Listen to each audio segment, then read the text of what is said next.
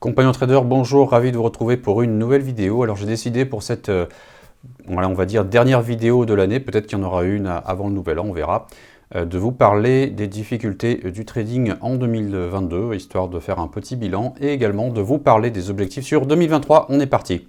Alors pour commencer, n'hésitez pas à vous abonner à la chaîne si c'est la première fois que vous me rejoignez, à laisser un petit commentaire, un like, ça fait toujours plaisir. Je vous remercie. Alors, on va attaquer avec le plan. Le plan, tout d'abord, on va se parler des rétrospectives macro sur l'année 2022. Quelles étaient les difficultés en trading et par spécialité. On va également regarder donc quelles opportunités cela pouvait nous donner. On a un marché qui a quand même pas mal changé et donc quand on a une difficulté, derrière se cachent très souvent des opportunités. On va regarder les perspectives sur 2023 et sur les graphiques. Et puis je vous parlerai des nouvelles, comme promis, comme on fait toujours.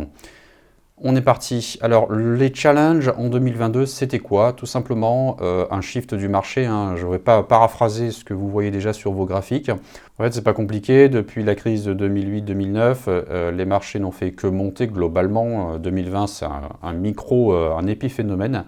Et donc, en fait, cette année, on a eu un shift lent, progressif du marché, un ralentissement du marché, même une baisse du marché. Donc, en fait, il y a vraiment eu deux temps, j'ai l'impression, moi, dans cette année-là, qui m'ont marqué. Le premier temps, c'est on a eu un marché assez dégueu à trader, un marché, en fait, compliqué, un marché, en fait, qui se reconstruisait au début de l'année, dans le premier semestre 2022. Alors, qu'est-ce que c'est qu'une reconstruction de marché? Tout simplement, c'est un marché qui se cherche, c'est un marché en fait qui change d'état. C'est ça que j'appelle en fait un shift. Ce changement d'état-là est très difficile à trader puisque c'est un changement, puisque c'est une transition tout simplement. Et donc nos stratégies personnelles marchent moins bien dans ces conditions-là puisque le marché en fait, les fondamentaux du marché sont en train de changer un petit peu. C'est normal, le marché était en train de monter. Il commence à ranger, on commence à avoir des petites baisses un peu plus souvent. C'est un changement de marché et ensuite la baisse s'installe. Et en fait, la première partie de l'année 2022 était compliquée. La deuxième partie, depuis juin, un peu plus facile puisque le marché a changé d'état. Il était plutôt haussier, il est passé très franchement baissier. Et ça, en fait, ça va nous demander plusieurs challenges à réaliser. Et c'est ce qui a été fait cette année chez beaucoup de gens, beaucoup de monde, beaucoup de traders. Donc le premier challenge, c'est éviter la casse pour réadapter ses stratégies. Je le dis très souvent, il y a des stratégies qui fonctionnent qu'en marché haussier. Vous avez des stratégies donc directionnelles. Alors c'est pas top, mais voilà, c'est bien d'en avoir aussi pour trader des marchés haussiers avec des stratégies haussières et des marchés baissiers avec des stratégies baissières. Donc réadapter parfois ces stratégies, surtout celles qui sont directionnelles, était le premier challenge en fait pour moi sur cette première partie de l'année. Je vais rentrer un peu dans les détails juste après. Le deuxième challenge, c'est bien calibrer son money management. Le money management, c'est vraiment la clé de voûte d'un trading gagnant. Je le répète très souvent. Alors, je vais parler encore du robot, mais c'est un exemple en fait très visible pour quelqu'un qui ne connaît pas très bien le trading. C'est un exemple très visible de ce que c'est qu'un bon money management. En fait, je vais prendre un exemple très simple. Récemment, le robot a pris en décembre, en fait, en théorie, il a pris une position, mais avec le slippage, chez certaines personnes, ça s'est transformé à deux positions. Donc, bref, vous avez eu en fait une perte et un gain. La perte, on va dire, a été de 1, le gain a été de 2, entre guillemets. Ça veut dire qu'en fait, on a un money management qui nous permet un risk-reward très intéressant, puisqu'on a pris un risque de 1, oui, mais les gains sont, on va dire, non limités, ce qui permet donc de récupérer ses pertes. Donc, bien calibrer son money management pour profiter du flux, c'est vraiment vital et c'était un challenge pour cette année. Le challenge numéro 3, c'est de tout simplement ne pas insister quand ça ne marche pas. C'est ce que je dis à mes élèves. Vaut mieux en fait changer de stratégie. En fait, bon, globalement, quand on est scalper, day trader, swing trader, quand on est en fait un opérateur de marché, on a plusieurs stratégies dans sa besace, c'est quand même recommandé. Et donc vous avez des stratégies qui vont très bien marcher à certains moments et pas à d'autres. Donc ne pas insister, c'est important. Si ça ne marche pas, vous stoppez la stratégie, vous faites une petite pause, vous analysez la situation. Donc ça, on va dire que c'était les 3 challenges les plus importants pour cette année. Alors derrière chaque difficulté se cachent des opportunités. Alors quelles étaient-elles finalement en 2022 par spécialité? Alors on va regarder tout d'abord, je vais partir des unités de temps les plus larges aux plus fines, le swing trading. Sur le swing trading, il y a des opportunités. Il y a certains secteurs qui sont super forts. Si on prend par exemple la pharma, vous avez des pépites en biopharma, vous avez des pépites sur plein de niches comme ça, en techno aussi, sur le Nasdaq, d'entreprises qui largement surperforment le marché sur une nouvelle, sur une découverte, sur une fusion, acquisition, etc. Donc vous avez de toute façon, même dans des marchés baissiers, des entreprises qui ont fait plus de 1000% cette année. Donc il n'y a aucun problème avec ça. Il faut juste effectivement les dénicher. Mais globalement, si je prends en fait la moyenne de mon trading en fait swing, ce qui se passe, c'est que vous avez des locomotives. Mais globalement, dans la moyenne, c'est vrai que ces locomotives-là drainent un peu moins longtemps, c'est-à-dire vous avez plus de mal à trouver les bonnes opportunités, les bonnes actions. Je parle beaucoup d'actions, hein. Sur du swing, pour moi, on ne fait pas du swing sur des indices, mais plutôt sur des actions. Et donc sur ces actions-là, en général, vous avez des faux départs, des faux breakouts. Et donc il faut se réadapter par rapport à ça, baisser son money management, augmenter peut-être le curseur de validation. Quand vous croyez avoir une bonne opportunité, regardez un peu plus profondément dans les fondamentaux de l'entreprise. Donc sur le swing, ça s'est traduit par globalement une bonne année avec un peu plus de déchets, un peu plus de rebut parce que des faux départs. En day trading également, il y a eu un petit impact cette année pour moi. Alors si on met à part les stratégies automatiques qui ont très bien performé cette année, je les ai laissé faire leur affaire, donc ça s'est bien passé. En général, le money management derrière est assez bétonné. Mais sur mon trading personnel, day trading, on a eu cette année des mouvements assez longs sur les shorts et assez en fait challenging sur les longs. C'est normal. On a souvent des longs qui n'étaient pas des vrais départs, avec un peu moins de volume que d'habitude, et donc ça oblige à en fait raccourcir la durée des trades tout simplement. Quand vous avez une tendance qui est en train de changer, très souvent, vos trades durent moins longtemps, vous n'êtes plus dans la tendance de fond du marché, et donc il faut s'adapter par rapport à ça et raccourcir la durée. En fait, sur le scalping, ça a été finalement la seule discipline où j'ai quasiment rien fait. Vous avez en fait un marché qui est haussier, qui est baissier, qui est sans tendance, il n'y a pas de problème, il y a toujours du scalping qui est possible de faire. Et donc ça a été pour moi en fait une année très bonne où j'ai absolument rien touché à mes stratégies. J'ai juste en fait balancé l'utilisation de mes stratégies, comme j'en ai plusieurs dans mon vivier de stratégies. Voilà, j'ai juste eu à arbitrer sur quelle stratégie marcherait le mieux. Par exemple, quand vous avez des tendances très très prononcées, il vaut mieux utiliser des stratégies de tendance. Alors il y a les deux stratégies sur ma chaîne qui sont des stratégies de scalping de tendance, hein, le stochastique et le super trend. Mais vous avez également en fait des stratégies que j'enseigne, notamment il y en a deux, donc il y en a une qui va arriver là bientôt, une nouvelle stratégie que je vais présenter bientôt. Mais sinon vous avez la stratégie de la sulfateuse qui fait partie de la formation complète. Celle-là c'est une stratégie de tendance, et donc quand vous avez des marchés qui décalent très fortement, vaut mieux se mettre sur de la tendance que dans du mean reversion, c'est-à-dire du contre-tendance. Globalement, en fait, ça permet de tester sa résilience sur les marchés. Quand vous avez 10, 15 ans, 20 ans de marché haussier, là, vous testez sur un vrai marché baissier. C'est vraiment ça. C'est un peu... En fait, on rentre dans un marché qui ressemble beaucoup à celui qu'on a eu en 2008-2009 au niveau de la structure du prix, hein, sur les graphiques. Les fondamentaux, le pourquoi de la crise est complètement différent. Mais ça permet effectivement de tester sa résilience, de tester ses stratégies, de tester sa patience sur un environnement de marché qui n'a absolument rien à voir avec celui de l'année dernière. Conclusion, si on fait un petit peu de bilan, le marché baisse, ça veut dire plus d'opportunités pour la prochaine reprise aussi. Donc ça veut dire également activer le mode patience, hein. Je pense qu'il y en a beaucoup qui sont un petit peu coincés dans de la crypto, coincés dans des actions, qui attendent, qui se demandent s'ils ne vont pas revendre. Voilà, c'est quand le marché baisse, bon, ça fait 50 ans, 100 ans que ça monte, mais quand le marché baisse, il faut être patient, il faut attendre un petit peu. Évidemment, pour être patient, il faut avoir déjà un portefeuille bien construit, bien équilibré. Si vous êtes déjà en appel de marge, c'est pas la peine. Il vaut mieux prendre ses pertes et se repositionner. Là, je parle vraiment d'investissement. D'investissement sur la partie day trading, scalping, donc trading.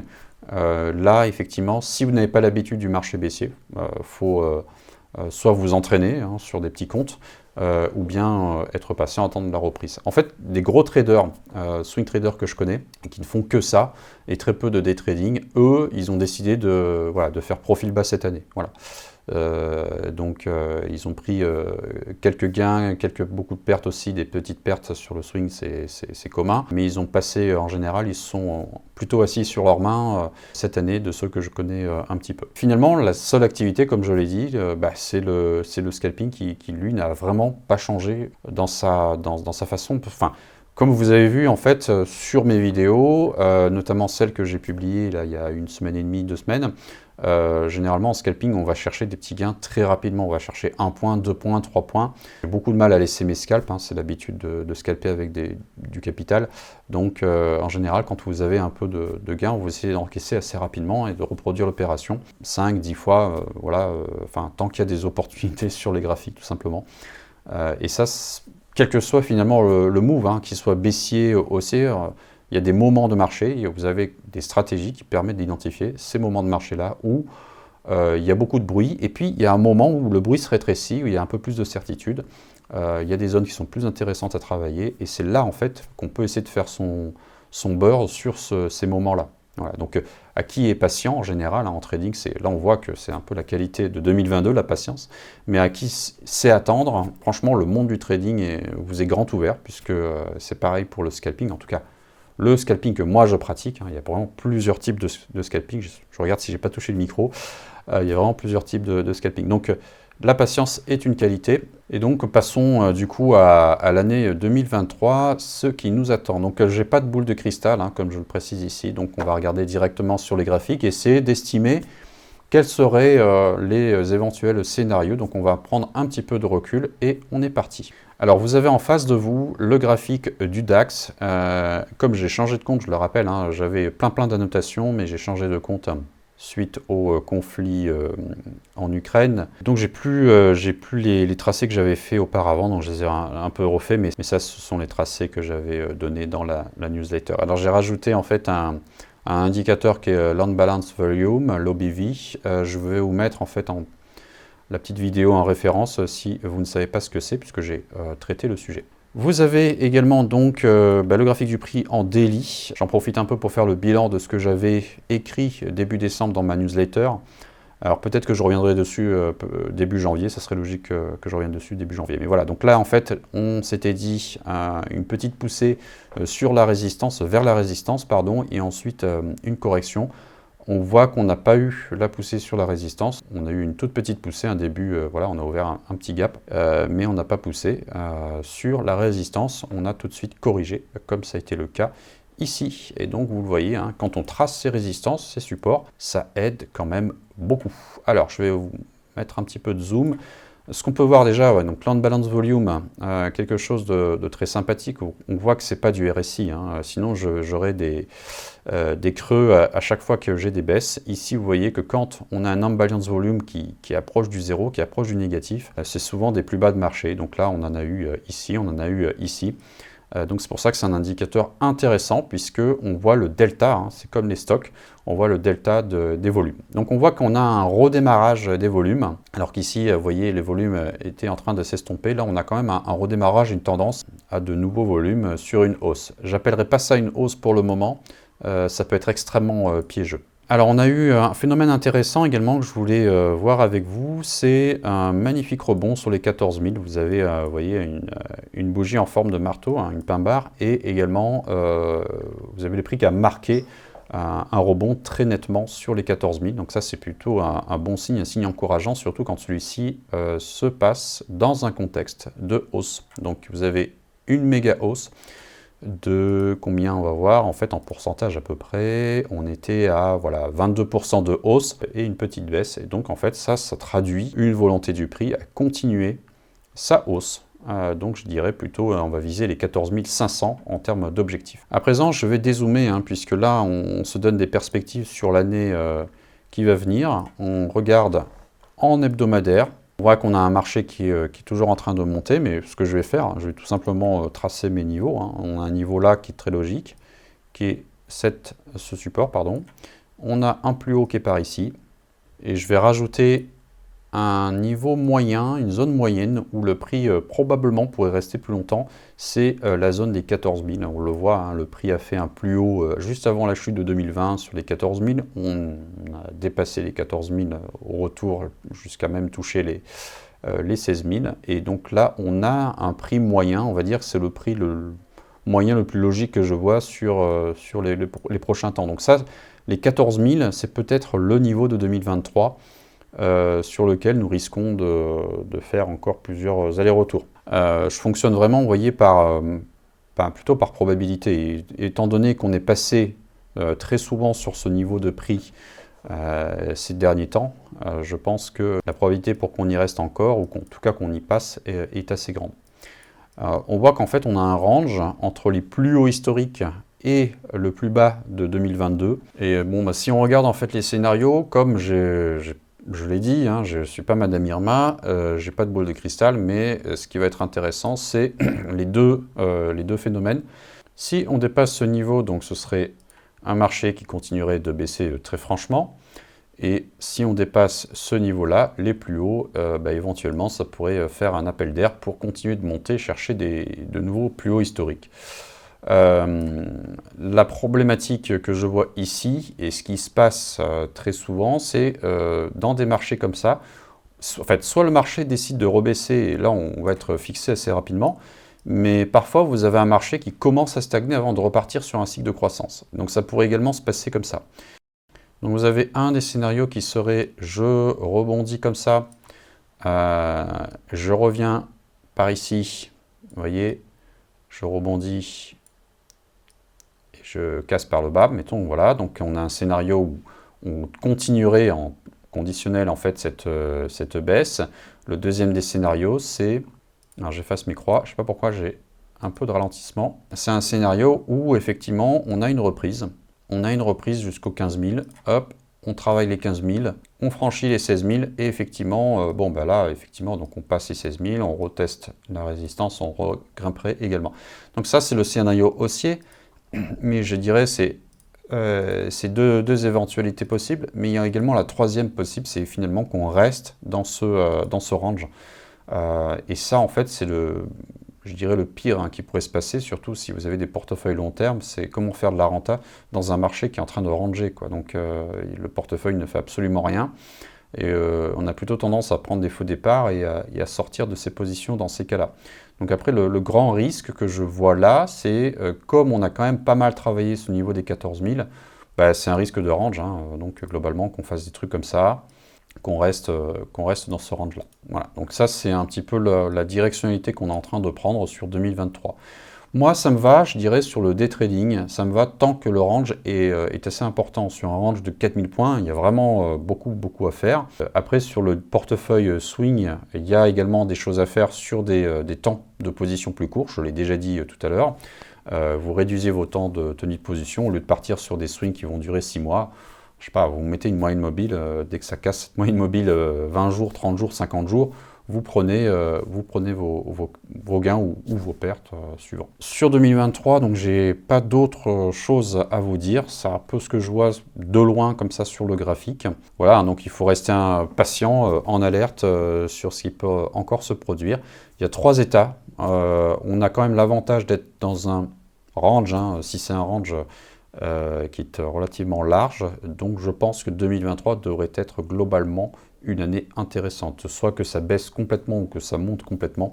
Je pense qu'on aura toujours de quoi faire. Si justement on a plusieurs horizons d'investissement, c'est toujours pareil, la diversité, quand on a un portefeuille avec relativement bien équilibré entre les types d'investissements, ça nous permet quand même de maintenir notre activité à flot. Le coin des nouvelles. Alors, qu'est-ce que j'ai à vous dire? Donc toujours Graph Trading, pour ceux qui ne me connaissent pas, vous avez le site également dans la description. Vous avez le Discord. Je vous invite à venir nous rejoindre, à partager. Donc c'est un Discord dans lequel je ne dis absolument pas les canaux vocaux. Ça permet aux personnes, à vous, après une journée de travail peut-être, ou quand vous avez du temps, de relire l'historique des échanges. C'est assez bien fait Discord pour ça, ça vous met tout de suite sur l'échange que vous n'avez pas encore lu, et comme ça vous pouvez prendre connaissance des différentes informations. La nouvelle en fait, c'est la stratégie de scalping. Alors Je l'ai quasiment terminé, c'est en boîte, donc voilà. Il ne reste plus qu'à terminer le site.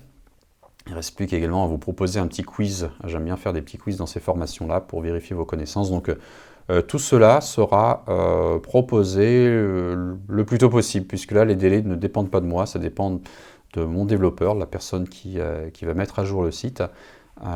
Donc ça pourrait arriver, ça n'arrivera pas pour Noël, hein, mais ça pourrait arriver pour peut-être la nouvelle année, mais je pense plutôt pour la première quinzaine de janvier, si tout se passe bien. Voilà, donc j'espère que ça se passera bien, mais en tout cas, comme je l'ai dit, hein, cette formation-là, elle fera partie du pack ultime. Donc les personnes qui avaient acquis ce pack ultime auront cette formation inclus. Les personnes qui avaient le pack expert, c'est-à-dire qui avaient que les 3 stratégies de scalping, pour ces personnes-là, je ferai évidemment une réduction pour acquérir une nouvelle stratégie. Voilà, donc n'hésitez pas à m'écrire si vous avez des questions sur, voilà, sur n'importe quel sujet. Vous avez également mon adresse email de contact juste en dessous. Je vous souhaite de passer de très bonnes fêtes de fin d'année. Profitez bien de la période pour vous reposer, pour vous ressourcer, pour repenser également à vos projets. Donc j'enverrai une newsletter à ce sujet. À très bientôt. Ciao.